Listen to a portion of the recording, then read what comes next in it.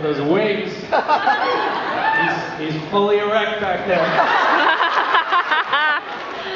Look at that, just right out of the gate. Just got out swinging, so to speak.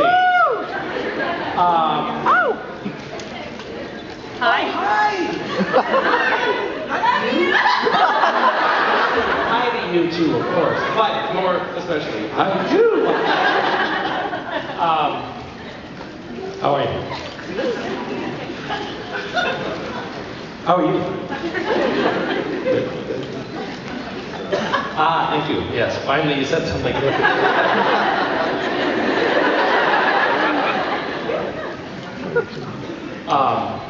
This is Akiko and Ray, and they toured us around in Tokyo a little bit.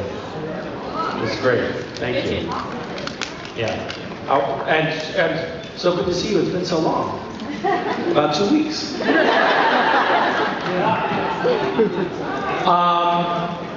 San Francisco is great. It's exciting. It's great. So people watch Supernatural in San Francisco. I kind of imagine that everybody in San Francisco is too busy, like working on their dreadlocks or whatever, not enough time to watch television. So I'm so glad to see that weirdos watch Supernatural. Right, that's exciting. I went to a farmer's market this morning in San Francisco, which I think there are a lot of here, right? Like more farmers markets than McDonald's. And you want to? And Rich was backstage. I don't know why I brought this stuff to the convention. But Rich was like he was saying exactly what I was thinking, which is there's a joke there somewhere. I don't know what it is, but there's something. But these are enormous. It's kind of creepy, and I think that is there farmland near some sort of nuclear reactor? That's apparently a feat. Anyway, is anyone?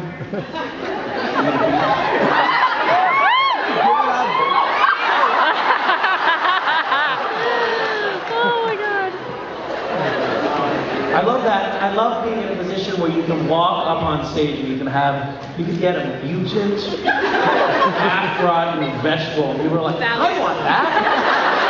Give it to me. You can have both of them. Okay. Show and tell is over now to the serious business. Hi, how are you? Hi. What'd you say? I could sign the carrot. Really good idea. You're gonna give it to a teenage girl? Yeah, that's weird, so don't do that. Scratch that last idea about signing the carrot. We're not gonna do that. Hello. Good talk. Hi. I'm sorry, I literally, we don't do that in San Francisco. Thank you. Can I help you with that? Okay. I'm gonna water the plants. Those are dead. Here's something else with the recycling. Thank you. All right, wait, what were you saying? Oh, you were saying holy shit. How are you? Hi. Good talk. What's your question? Hi, I really did have a question. Oh. So, after you directed your first episode of Supernatural, they had a great time pranking you on the set. We all heard wonderful stories about that.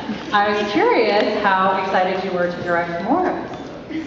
I faced the prospect of another directing opportunity with trepidation, to say the least. But, you know, excitement. Fear and excitement are such close, similar states, you know. So it's a combination of the two, and I can't quite figure out where the line is going. I don't, it's funny, it's a funny situation because directing on Supernatural as my first like big directing thing was a great opportunity because I know all of the cast and I know all of the crew and I know the show really well, so I know a lot about how it goes, and that makes it a lot easier. And not only that, but I feel like everybody knows that I haven't directed before, so I don't have to pretend that I know what I'm doing, and I can ask a lot of questions, and people will be helpful, and they'll say, yeah, no, it's done a completely different way. They'll say things like, we never realized you were this stupid. You know, friendly stuff like that. But at the same time, I also go into it knowing that there's a really, you know, there's obviously a very real chance that I will be killed by Jared or Jensen in some horrible, cruel prank gone wrong that is lurking around every possible corner. So it's you know, there's some good and there's some bad that come with it.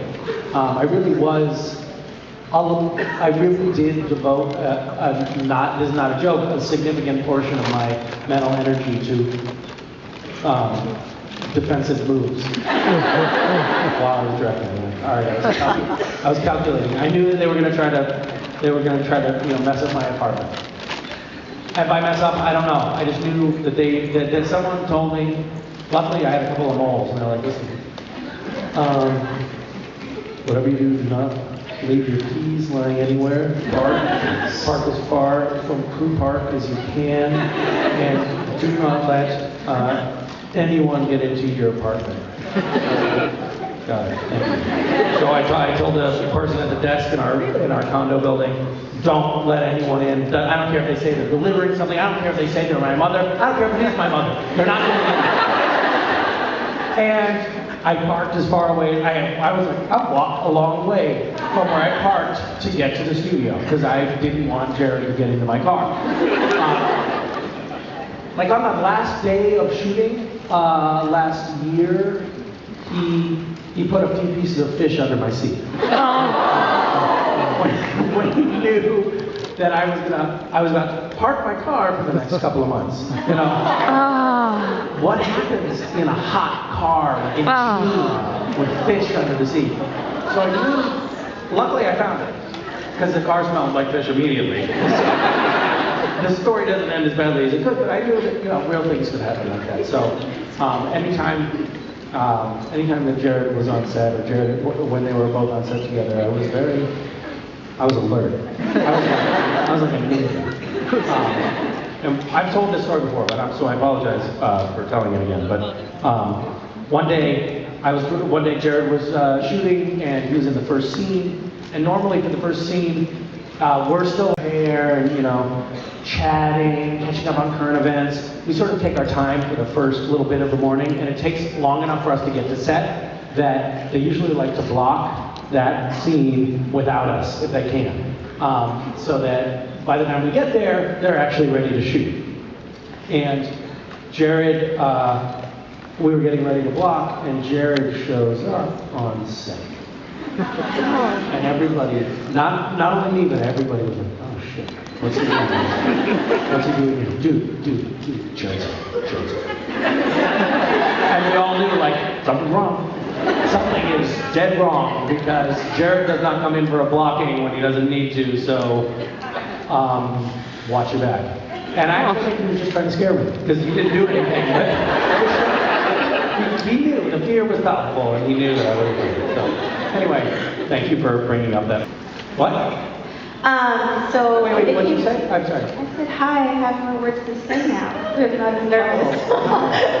I'm looking forward to these additional words.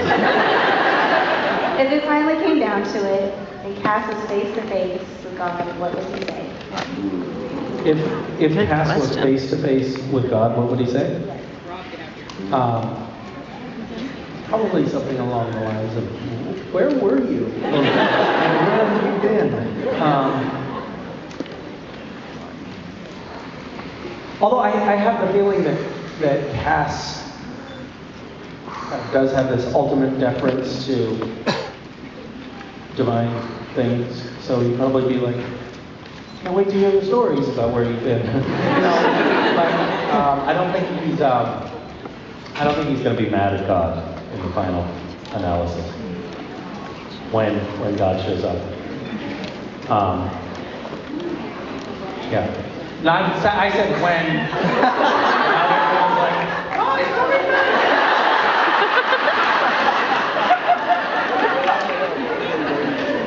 I should parse my words much more carefully. I should tell you that when I say God, I mean Rob Benedict. And Rob Benedict, not Rob playing Chuck. I just mean Rob is God to me. So it always comes back. Hi, Mish. Hi. My question was, what memory first comes to mind when I say Jensen Ackles and Jared Padalecki? What memory? Yeah, first comes to mind. When you say Jensen Ackles and Jared Padalecki? I don't know. You know, probably those names remind me an awful lot of a couple of my coworkers. And then after that, I don't know. Probably I'm just going sort of with sort of sense memory things here. But whipped cream, stale fish.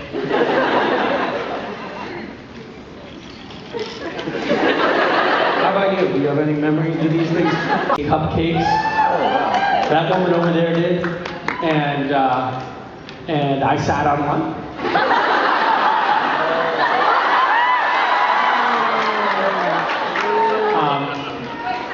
So, what's that? You didn't get to see it. Turn around. Have you got $1?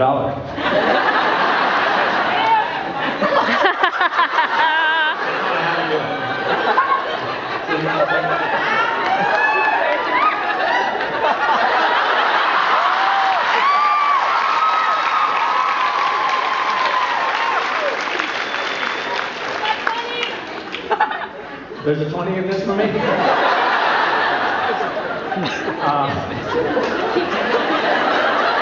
Really, 20. Hi. If you were to give advice to your younger self, what would you say? What? Don't sit on a cupcake?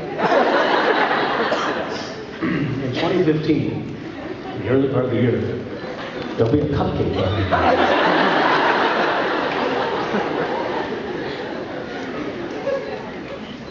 I recently was trying to cheer my son up, and I got him a whoopee cushion. And I was so childishly excited to demonstrate its use, and I couldn't get the fucking thing to work. I felt like in one moment I completely failed at fatherhood. It's like, you know, you blow it up, and then you sit on it. Just deflated every time. I'm so sad. So, it's a good question.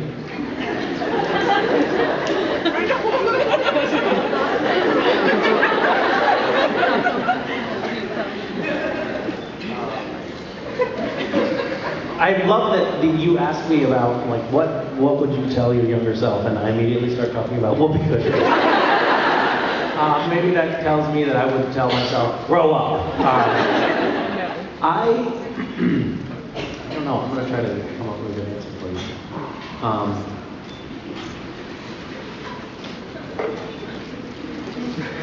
Okay, this is maybe not the, there probably would be lots and lots of pieces of advice that I would give myself.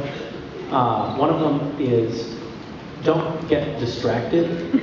Like find something that you're excited about or interested in and do that thing, and don't get distracted by other things.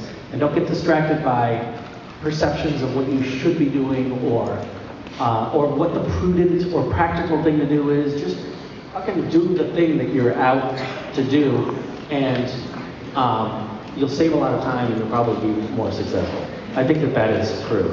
Like everybody I see who goes after what they are really passionate about and do it in a devoted and consistent and long-term sense, end up being successful at that in some way, even if it's just creatively satisfying.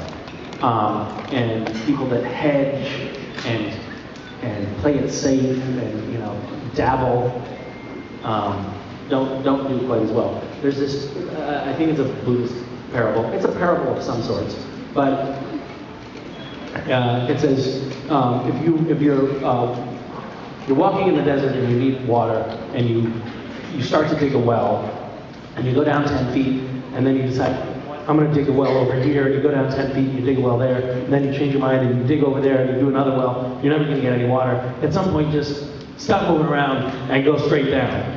And I think that is kind of good advice for myself, because in my years, I feel like I've flitted around a little bit more than I would have liked and wasted some time and energy. Have kale for this occasion. Sorry. That's all right. I mean, it's a bit of a letdown, but whatever. I was just wondering, what's it like being like a famous touring actor, but also having a family and a family? What's it like leaving your kids behind to go sign autographs? I also like the idea of touring actor, because I am an actor and I am touring, but I'm not acting when I tour. So it's kind of, when you say touring actor, you imagine like an off-Broadway production that's gone on the road. It's challenging, a little bit challenging at times.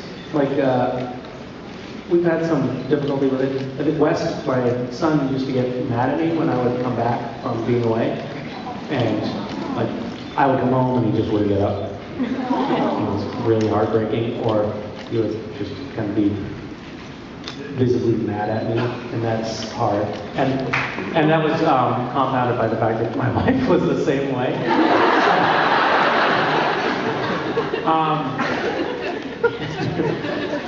So I don't know. It's a little bit tricky. I mean, I feel like I do my best to spend as much time with my family as I can, and still, keep working. And also, and this obviously stays in the room. Do we have an agreement? Raise your hand if you can't keep that. The only time I get any sleep is when I go to conventions. I really look forward to that bed. It's like I get into the hotel room, I close the door, I look at the bed, I feel sexually attracted to the bed. Come here, you look beautiful. I'm like, and then I just sleep. 8 hours, almost 8 hours I slept last night. Uninterrupted. Nobody peed on me all night. Not one time did anyone, other than myself, pee in that bed. It was amazing. It's such a great feeling to roll over on a wet spot and know it's yours. You're really king of your own domain. Yeah, it's just mine. Our children, we because we'll be up in Canada or in Europe, we travel all the time. It's really hard to have a crib and the kids have their own space, and so the kids don't really feel like they have a bed that they know that is theirs all the time, and so we're the what do they call those? The long pillows? What are those? Body pillows. Body pillows to our children. So we'll go through this whole charade of like, yeah, you hear good night, guys, tuck you into your bed, but we all know that's bullshit. Because in 5 minutes, they're going to be in our bed.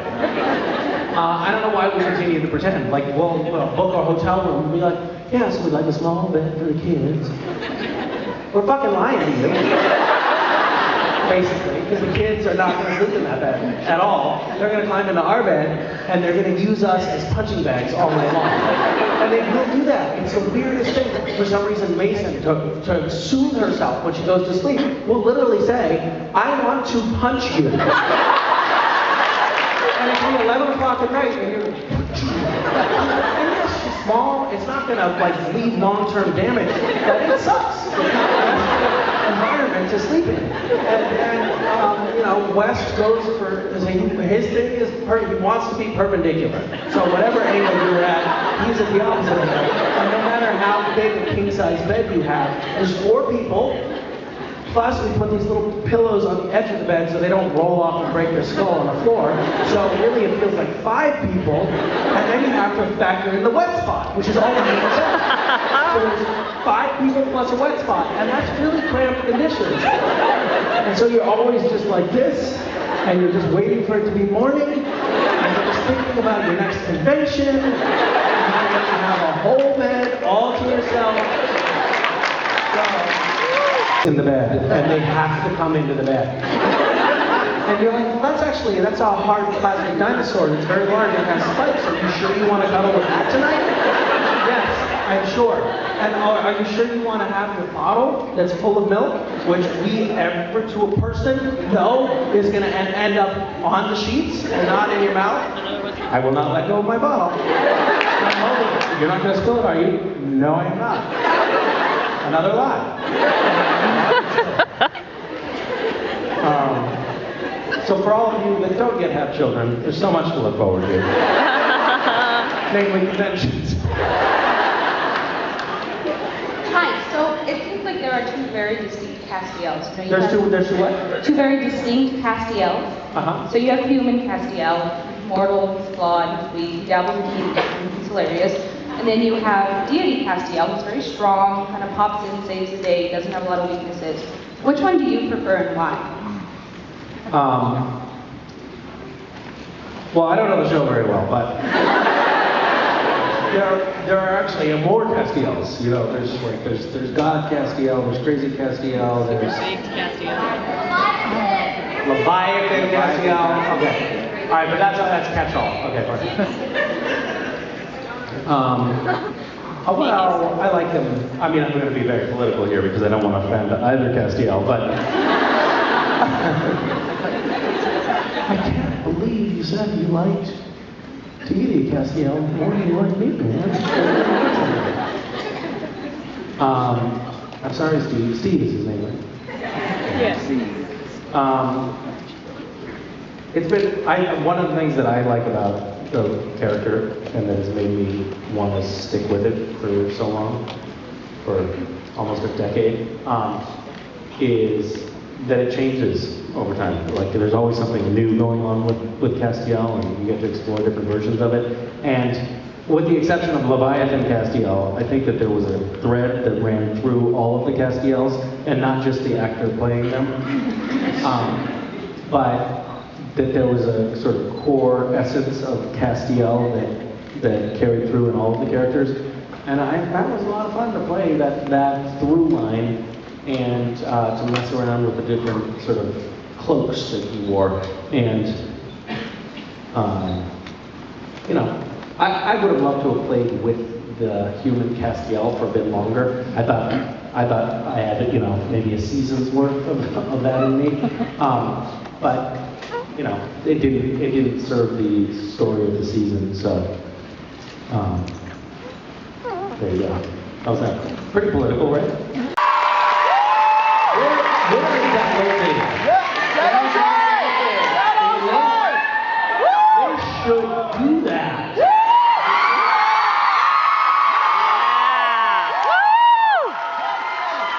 I wonder how hard it would be to do. To take the production on the road for a couple of episodes. It would be fun. Woo! They could do the Winchester Mystery House. They could do a Hawaii Five-0 episode. What?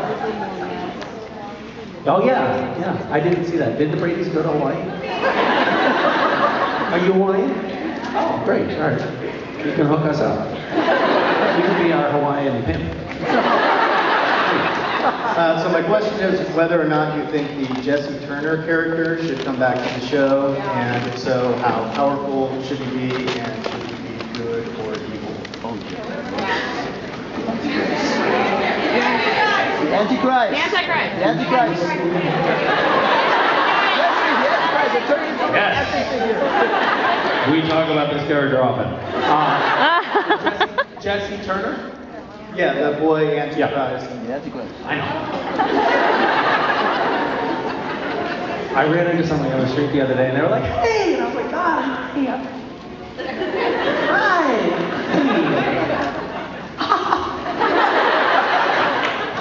Oh, and she's like, "I was in an episode of Supernatural with you," and I was like, "Oh yeah, sorry, no idea, I could not remember, sorry." Anyway, but Jesse Turner I remember vividly. I don't know. That felt like a character right for. Are you related to the actor? Not at all. Okay. It seemed like a character right for exploitation, right? What's that? Yeah. Not child exploitation. The character had a lot to offer the show, and he should come back for sure as a good or evil character, 100%. Have you thought about that? You have. I know you have because you asked about it. What do you think? Well, it seemed like a lot of his power was predicated on Lucifer being risen, but Yeah. that doesn't mean that with Lucifer in hell that he couldn't still have some power. And the question would be whether or not he has enough power to compete with other powerful characters in the show. Yeah, I mean that's what we've been wrestling with.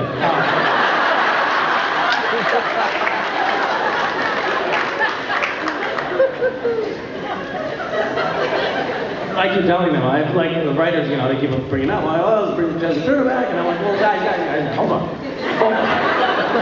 Lucifer's in the cage, he's in the cage, right? Yes. And Jesse Turner's power is predicated on the and then yeah, back to the drawing board. So they're still working on it. But thank you. What haven't I read? Yeah, it's great stuff. Great stuff. For me, I read this article that says, you shouldn't be looking at your phone or your computer screen before you go to bed because it gets your synapses firing in the wrong way and your melatonin all messed up, and you should just, read, printed materials. So I have just stacks and stacks and stacks of fanfic all around the bedroom. And that's what I read. I'll probably read, 700 or 800 pages a night. Right before bed, while my daughter is punching me. My son is pissing on me. I'm pouring over fanfic. So, yeah. It worked for 50 Shades. What's that? It worked for 50 Shades of Grey. It was a fanfic. It was what? 50 Shades of Grey was a fanfiction. A Twilight fanfiction? Yeah, it was a Twilight fanfiction that they then turned into an actual book. That's Twilight fanfic? Yeah, that's terrifying. I haven't seen it or read it. Don't. I don't know anything about it. Just but I know don't. that a lot of people bought copies of it. Yeah. That's based on, That's based on Ella and Bev. So are you thinking what I'm thinking? Yeah. Some fans would get really rich off of their Why aren't you guys doing that? Why are you doing 50 Shades of Grey? 50 Shades of Purple and make your own thing. Are you thinking about it right now? Are you an author of fanfic? I've tried to write some, but they've never actually really gone anywhere. They don't go anywhere? What are your missing ingredients? Maybe Motivation? Motivation? You're not motivated to make it go anywhere? Or the characters seem unmotivated? I mean, I guess there's more like an extra ingredient called procrastination. I got out of the line. I think that you need help writing some fanfic. Who wants to help this young woman? Go over to the people with their hand up. They don't procrastinate. They can help you get this done. I'm glad that we've workshopped this problem. Because I know that's not what you came up here worrying about, but I think this is what we're getting to the heart of the matter. Okay, so this person with their hand up, over here. Where are you? Who raised their hand first? Highest. Okay, you. Okay, can you stand up, please? Go over there to that woman over there by the microphone. She needs help writing fanfic. Thank you. You guys have exchange email and work on it together. I have not read a lot of it myself. I accidentally read something. I don't know when. I think it was like 2009. I was on the internet. This is this is way back in the beginning of the internet, and I had just gotten on the show, and was like everybody I saw online. I saw online everybody's talking about like my character. And I thought, whoa, that's amazing. Yeah. And then I saw like, oh, this is a whole story. There's a whole story about my character. And I was like, whoa. Yeah.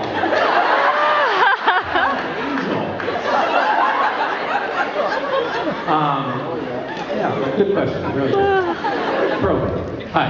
Hi. Misha, you are so adored by your fans. And some of your fans have named their children after you or Castiel. I didn't actually know about the show, but my sister did. So my little boy is now Cass. And I want to know... Wait. Whoa. What? I didn't know about the show. I didn't know about you. Wait, but you have a son? Yes, 17 months old. And your son's name is... Not legally, because I didn't know about you when he was born. He already had 11 syllables. Oh, I am so relieved. But my sister was a huge fan, and Okay. so she started calling him Cass because he had blue eyes and everything. Okay. So I was wondering, Yeah. what words of wisdom do you have to bestow on the children that have been named in your honor?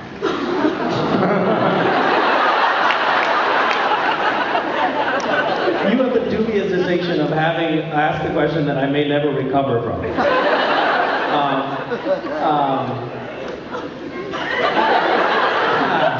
I don't know. What advice to give them. Try to be nice. Don't pee on your parents. That is my advice to those children. Do not punch or piss on your parents. Period. They've suffered enough already. Be nice to them. Yes. Okay. My question is, so far in all the years you've been doing it, what are your favorite items of Misha and Smith? What are my favorite items of Gish with Smith? I don't know. You know, people always ask me, what are the great items? And then I feel like myself in high school on stage, forgetting my lines. I can't remember anything. I really like the floating Christmas tree. I've been actually brainstorming in the last couple of weeks with some friends about like art project ideas and fun things we might like to do.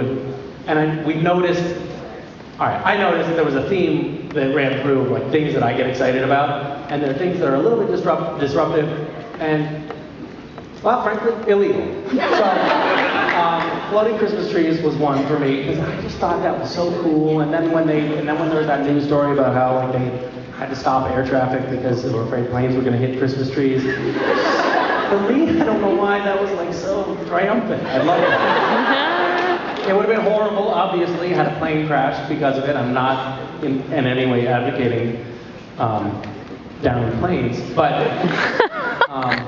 I kind of like, I like things that kind of surprise people and are totally unexpected and a little bit disruptive. I really love the Gish Whiz in space item because it ended up yielding like, you know, there's now a mountain on Mars that's called Gish Whiz. Yeah. NASA officially named it Gish Whiz, and now there are people who are sitting, you know, at jet propulsion laboratories at their computers who are looking at monitors going, it's like, oh, it's 2 degrees south of Gish Whiz.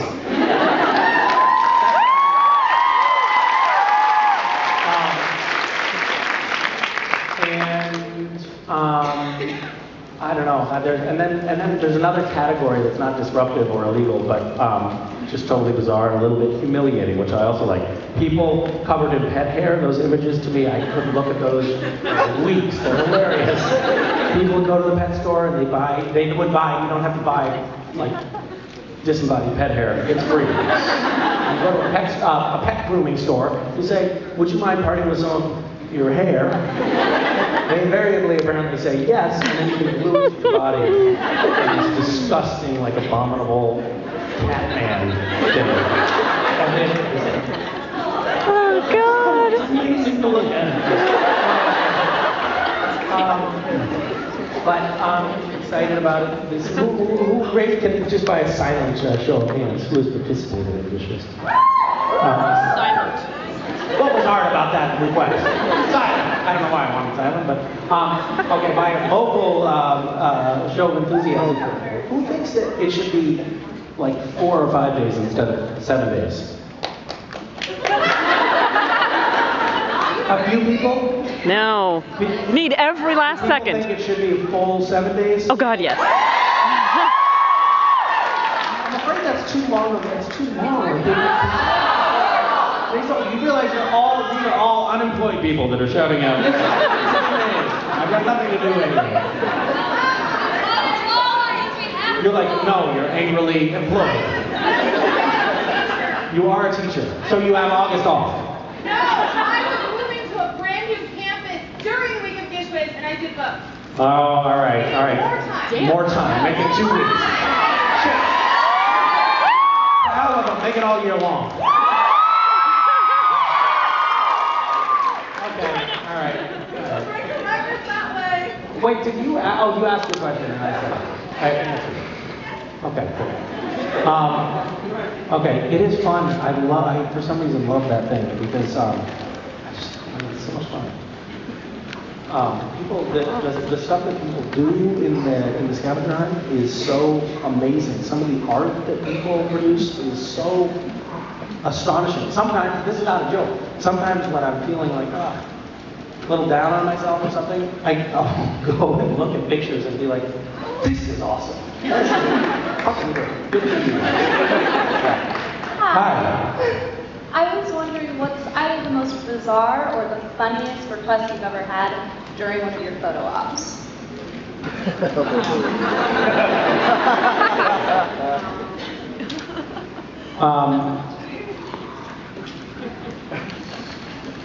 I think someone licked my stomach once. Part of the problem is, because we'll do the photo ops, we'll do the duo photo ops, whatever. It'll be, people come up and go, hey, would you mind wearing this mustache, this worm stash, this hat, this halo? Would you wear this octopus hat?